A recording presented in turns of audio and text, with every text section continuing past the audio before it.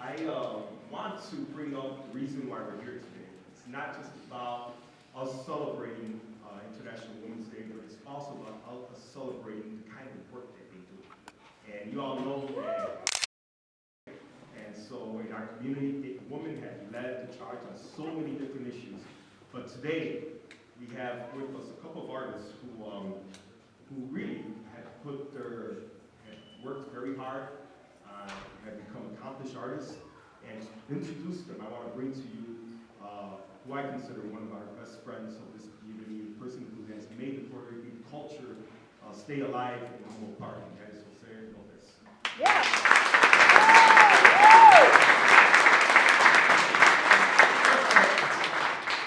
She just joined us. And I do want to take this opportunity to announce her. She is the queen of this year's Puerto Rican parade, and I'm talking about Priscilla Perez.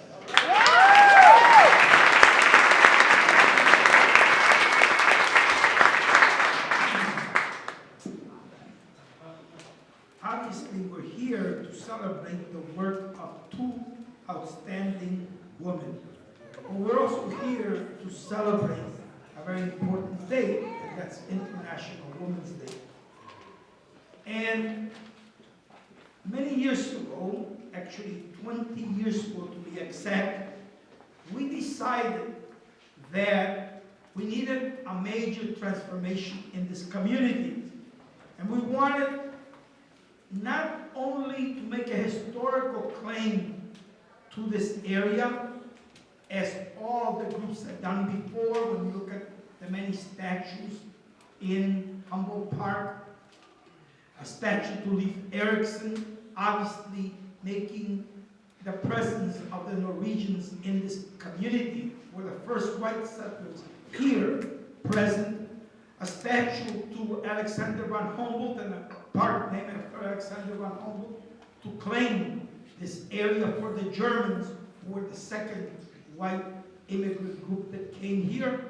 Obviously, the presence of Jens Jensen, who really understood, and it's felt right here in this building, who understood the importance of the Native Americans, who were the first settlers in the city, and in whose landscape architecture obviously gave dignity and credence to the Native Americans by creating his circle rings in his work, especially in the area of the creations and the renditions, architectural renditions of the gardens in the park. So, 20 years ago, Billy Ocasio had just become alderman. We held a summit. And in that summit, we sort of laid out a plan for this community to make the presence of the Puerto Ricans who had been here since the 1950s, their presence felt. And obviously through that we created Paseo Boricua and those incredible flags that now demarcate that area between literally Western and Mozart. But at the same time, we got a group of young kids together in the summer of 1993. And they made a wonderful mural, which is on the corner of Division and Western. We spent a whole month with them, talking about their history.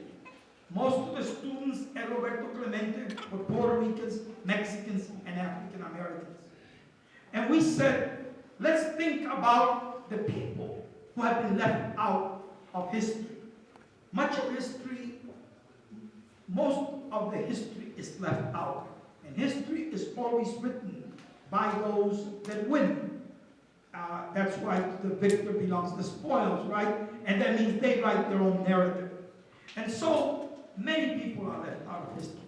But among all people, women are the most left out of history. And so, in 1993, we went through a whole summer of discussions and of learning about three women that represented those three communities. So we look at, and the young people look at who was Sojourner Truth.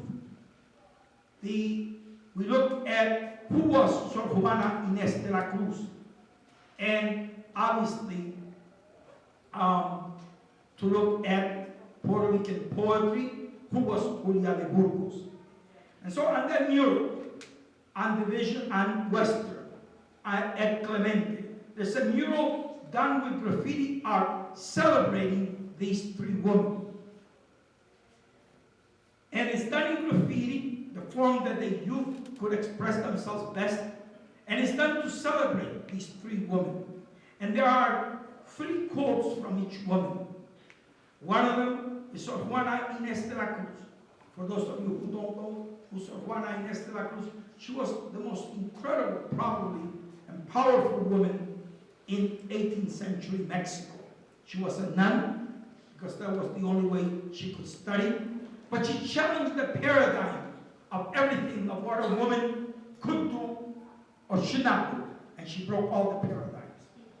And she engaged in scientific discoveries. She engaged in incredible dialogues and debates about history and philosophy. And so Juana Inés was ultimately called before the Inquisition because she violated the precepts of the church. And she writes a poem, and part of the poem is on that wall. And it's entitled Hombres Necios. Hombres Necios.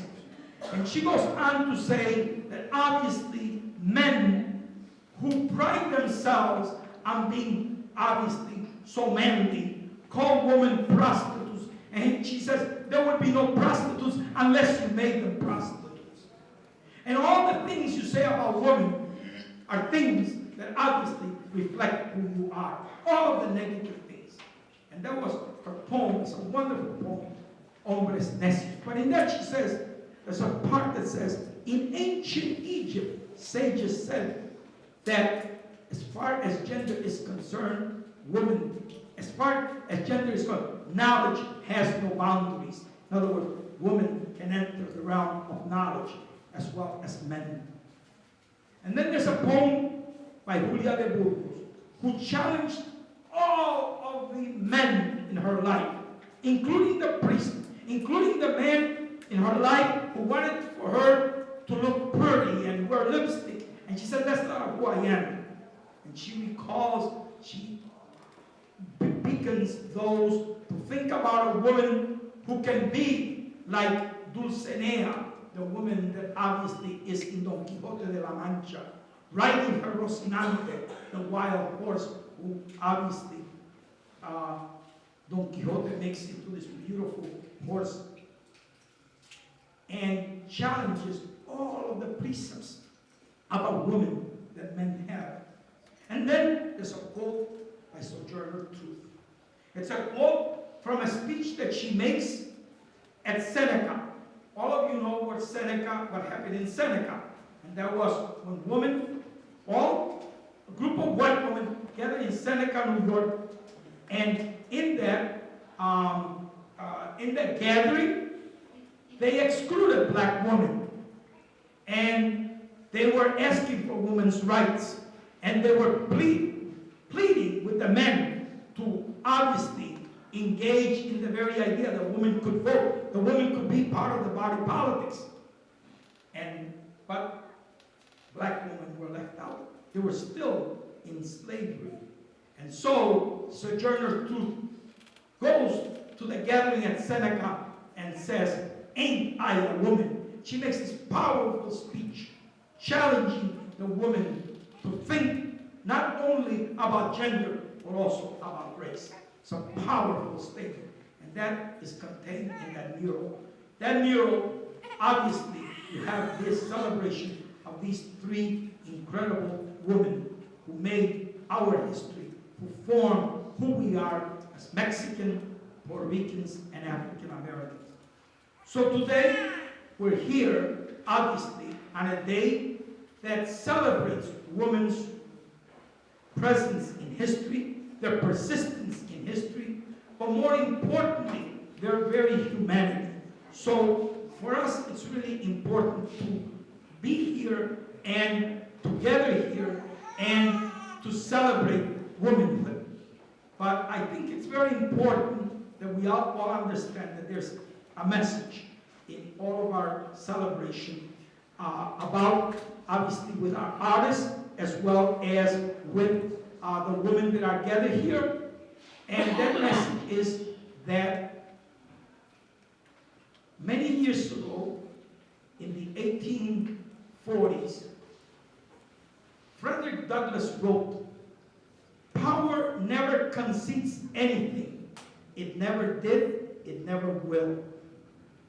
At the end of the day, power has to be challenged. We have to be able to ask the difficult questions. And we have to be able to undertake a process of looking at the world critically. If women had not done that, we obviously would not be here today celebrating this important day in women's history. But we would also may not be here if Patricia and Lisette had not also said, we are great artists and we want to be counted and we have a narrative to tell in our work. So I'm not going to take any longer. I'll present them later because I think Billy wants to make an introduction of our special guest tonight.